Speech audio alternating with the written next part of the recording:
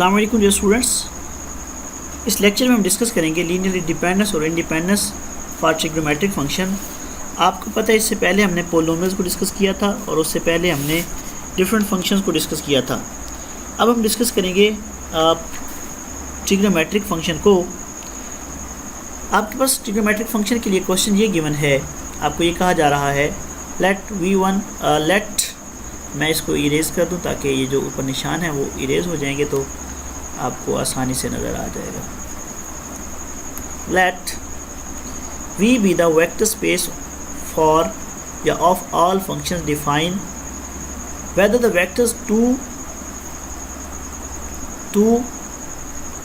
4 sin square x cos square x are linearly independent. ये linearly dependent है, ठीक है, लीनियरली डिपेंडेंट, ठीक है, ये करेक्ट कर लीजिएगा। अब देखिए डियर स्टूडेंट्स, हमने चेक करना है कि हमारा ये फंक्शन या ये सेट ऑफ वेक्टर्स जो है लीनियरली डिपेंडेंट है या नहीं है और कैसे है। आपको पता है कि हमारा लीनियरली डिपेंडेंट या लीनियरली इंडिपेंडेंट के लिए हम पहले बनाते हैं लीनियर कम्बिनेशन। लीनियर कम्बिनेशन के बाद फिर हमने अपनी वैल्यूज़ को निकालना होता है जो कि ए बी सी या जो हम कांस्टेंट रखते हैं उनको। अगर हमारे जो कांस्टेंट होते हैं यानी कि स्केलर्स होते हैं वो नॉन ज़ीरो आ जाएं तो हम कहते हैं हमारा जो सेट ऑफ वेक्टर्स हैं वो लीनियरली डिपेंडेंट है, अदरवाइज लीनियरली इंडिपेंडेंट होते हैं, ठीक है। हम इसके लिए भी यही काम करेंगे। हमारे पास ये वेक्टर v1 इसको कहेंगे, ये v2 है और ये क्या है v3 है। अब आपके पास v1 v2 v3 आप इनका लीनियर कम्बिनेशन लेंगे और ये स्केलर्स जो हैं a b c लिए हमने इनका स्केलर्स का लीनियर कम्बिनेशन बना लिया। अब देखिए हमारे पास एक ही लीनियर कम्बिनेशन की फॉर्म बन रही है। अब देखेंगे स्टूडेंट्स, अगर आप इसको इक्वल टू 0 इसको इक्वल टू 0 इसको इक्वल टू 0 पुट करके करते हैं तो आपको कोई आंसर या कोई चारा नहीं है।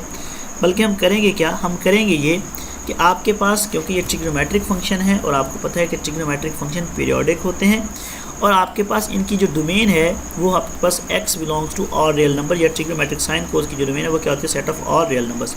अब अपने रियल नंबर्स में से वैल्यूज़ को पुट करेंगे और कुछ इक्वेशंस बना लेंगे। अब हम पुट करें 0 π/4 और π/2 को।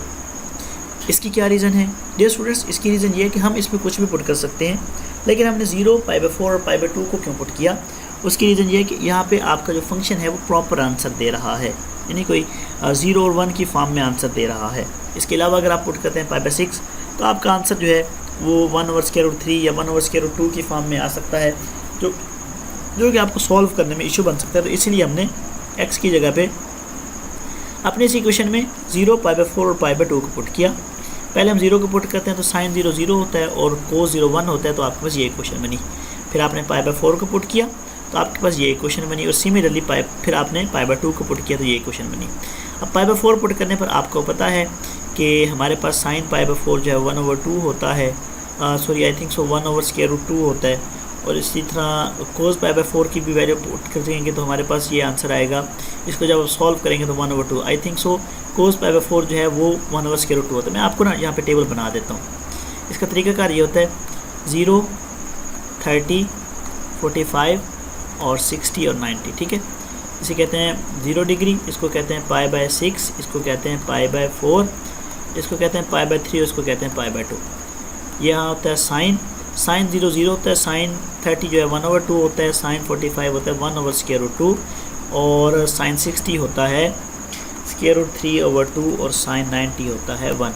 अच्छा, फिर आगे वाली होती है cos की। cos 0 पे जो है वो 1 होता है और ये वैल्यूज़ को आप उल्टा दें, cos 30 पे √3/2 और cos 45 पे आ जाता है 1/√2 और cos 60 पे होता है 1/2 और cos 90 पे होता है 0, ठीक है।